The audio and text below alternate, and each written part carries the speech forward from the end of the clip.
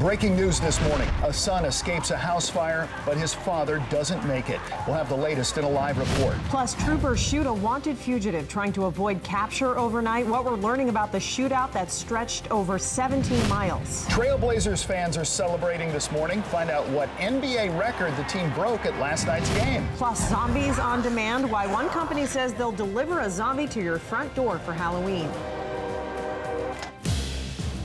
From the home of the problem solvers and the on your side investigators, this is KATU News This Morning. 6 o'clock straight up on this Thursday morning. Thanks for joining us here on KATU News This Morning. It is a busy news day. We're going to get right to it. Thanks for joining us again. I'm Brian Wood with Angelica Thornton. Hannah Olson has some big traffic news. We'll tell you about that in a minute. First, Rhonda, and you have all these slivers of hope in the forecast, right? Yeah, maybe narrow windows, but it's something. On Halloween, we do have some hope, especially Halloween night, which we're all concerned about as parents, whether or not we're going to be walking in the rain. But let me talk about today first. First, look at your forecast. 56 degrees, current temperature, pretty dry out there. Only a few light, widely scattered showers. 59 degrees is what we'll see by noon, and quite a few sun breaks today, but that may fuel a few showers in the afternoon. The daytime high today, 63 degrees. More on that stormy Halloween forecast coming up. First, let's check out time saver traffic. Hannah Olson dealing with a lot of issues this morning. Big traffic story of the morning is on Highway 26 at the western edge of Washington County. We're going to check in with Mike Warner in the KATU Live Drive first. Mike, where are you at right now?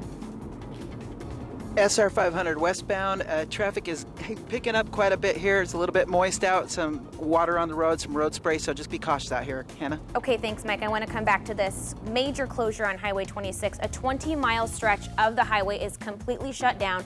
This starts just west of the Highway 47 turnoff and extends all the way out to 103. There is no easy detour for drivers out here. Deputies are telling folks to try Highway 6 or Highway 30, but that will take you a very long time to get around this. You might need to wait it out. This closure is going to be in place until at least 8 a.m. Matt Johnson is on the scene now, and he's gathering more information on what led to this closure, this major police investigation out there. Aside from this, guys, I have no other major traffic impacts for you in the metro area. Travel times look great so far this morning on the big roadways. All right, Hannah, more now on that 20-mile stretch of Highway 26 closed after an officer-involved shooting. It happened during a chase with a wanted fugitive. Yeah, who was firing shots on the road. KATU's Matt Johnson live at the scene with more information on what led up to all of this. And Matt, you have some new details on the suspect's criminal background. That's right. We are digging into that. Brian, Angelica, good morning to you. Thankfully, no officers were hurt in all of this because the suspect considered armed and very dangerous before they initially met up with him. Now, what we know is that this was a shootout on a high-speed chase here on Highway 26 that happened late last night. Now, let's show you his mugshot. The suspect in custody right now and also at the hospital recovering with critical injuries rather. 36-year-old Andrew Garrett Dehart. He was wanted for attempted murder, kidnapping, and first-degree assault. Oregon State Police and U.S. Marshals, they were on their way to arrest him in Seaside at a house he was staying there last night when Dehart passed them on Highway 26. That's what led to the shootout and high-speed chase with police, ending with the suspect being shot and taken into custody. Now, we did ask police about the case that he was wanted for and his background. Here's what they told us. Well, we can't get into those details right now, but for a warrant for attempted murder, kidnapping, and assault in the first degree, those are obviously very serious, violent person crimes. And he was no stranger to law enforcement. He'd been arrested over 24 times previous to this. That's right. Our investigators have been digging into his past. Again, that's 36-year-old Andrew Garrett Dehart. In the past, he's been arrested at least 20 other times for intimidation, resisting arrest, harassment, animal abuse, and assault. The list goes on and on and on. Again, this man was shooting at police. He did shoot one of the police cars that were following him. Thankfully, none of the officers were injured in all of this, but he was taken to the hospital where he is recovering this morning. As for Highway 26 here, again, Hannah Olson was talking about that. This stretch of road, 20 miles of it is going to be closed through at least 8 o'clock this morning. We are live here near Buxton. Matt Johnson, KATU News. All right, Matt, thanks. Also breaking overnight, the suspect shot in another officer-involved shooting. This one in Salem died late last night. This started with state troopers chasing the suspect down I-5 right in the middle of rush hour yesterday. The suspect's Ford Bronco ended up in a ditch near Kubler Boulevard. That's where Oregon State Police shot him. It's not clear yet why they opened fire. The Marion County Sheriff's Office is investigating. They do say no state troopers were hurt.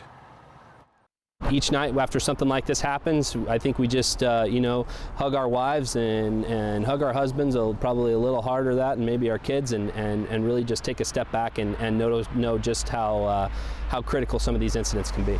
Investigators have not yet identified the suspect in this, and we're working to find out why they were chasing him in the first place. Following more breaking news from overnight, investigators still on the scene of a fatal house fire in Portland. It happened just after 1 this morning. Firefighters found an 86-year-old man dead inside the home. KATU's Catherine Kissel is live on Northeast 69th where the fire broke out. Catherine, a really tragic story here.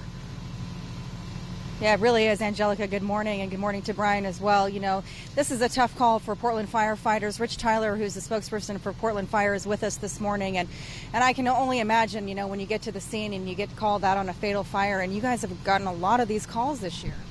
Actually, this is our 9th fatal fire for this calendar year. Our average over the last 5 years is only 5. So with the increase, of course, this is something that concerns us, something we want to pay attention to and do what we can to educate our citizens and let them know that these are preventable. Yeah, I mean, we talk about the weather changing. I mean, it's going to get colder. People are going to be bringing in the heaters, lighting the candles. We can talk about fire safety now. Absolutely. If you have a heater, space heater brought into your home, make sure there's nothing that can burn that's near it, within 3 feet, in fact. Keep those combustibles away. And if you have a candle and you light a candle, as long as you're attending it, that's great. But if you leave the room, if you go out, blow the candle out. I know you're about to talk to investigators to see if they have any clues as to how this fire started overnight. Yeah, just trying to get an update from them on the cause of this fire. Unfortunately, I don't know anything as of this time. But the fire completely consumed this home. It looks like it's completely gutted, and we understand there was a family living here, and most of them were able to get out, right? I mean, they heard the smoke alarms. Correct. The smoke alarms did notify the residents, and 4 out of the 5 were able to get out, even though there was still even one who still went to the hospital from minor injuries. All right, Rich Tyler, thank you so much for talking with us this morning. And again, an 86-year-old man who we understand was disabled and bedridden, was not able to get out of the home, and he died here in this house fire. We're live in Northeast Portland. Catherine Kissel, KATU News. Just awful. Catherine, thank you. If you're planning to catch an Alaska Airlines flight later today, you may want to arrive at the airport a little earlier than normal. Last night, several of Alaska Air's computer systems started having technical issues. The airline was struggling to check passengers in, and some flights had to be delayed. A technical team has been working to fix the problem, believe it should be resolved pretty soon. Your voice, your vote now, and this morning analysts are talking about who won and who lost the third GOP debate, and their top picks weren't standing at center stage. CNN is calling Ted Cruz one of the winners after calling out the moderators, setting the theme for the night. Every penny in every one of those is in a fantasy world. You'd have to cut government by about 40%. Ted Cruz said this is not a cage match. How about talking about substantive issues? Well, the debate also turned the candidates against each other. Analysts say Marco Rubio came out on top and showed he belongs in the race by firing back at Jeb Bush about his Senate voting record. This is not a cage match. How about talking about the substantive issues people care about? For a senator that will fight for them. Analysts are calling Bush the loser as he appeared to fade into the background. Later, Bush said in an interview that he's not running for president. He's running for president, I should say, not entertainer-in-chief. Frontrunner Ben Carson and Donald Trump didn't make too much of an impact, with the Donald showing a bit more reserve side. The GOP candidates will be back at it in just under 2 weeks. Happening today, the House of Representatives will approve the nomination for their next speaker. Wisconsin Congressman Paul Ryan is set to be the youngest House Speaker since before the Civil War. Here are the live pictures from the House floor right now. Ryan easily defeated GOP Congressman Daniel Webster in yesterday's election. The secret ballot vote tally was 200 for Ryan and just 43 for Webster. Paul Ryan shaking hands right now, the new House Speaker. Live pictures there right now, 6:09 Thursday morning. Rhonda Shelby telling us we're starting out better this morning than yesterday at this time when it seemed to be pouring just about everywhere. And it was, since the front was passing right over the area yesterday morning. Today, we are in between storm systems, so only scattered showers in the forecast. Here's a look at what to expect right now as you head out the door. No other major slowdowns in the metro area right now, guys. Hannah, thank you very much. 6:11. When you sit down to eat at a restaurant, you get your bill after the meal, right? Well, a Vancouver man says he was asked to prepay for his meal. Why he's now suing the restaurant and calling it discrimination. That's next. Plus, a record-setting game for the Trailblazers. Up next, the highlights from last night's exciting season opener.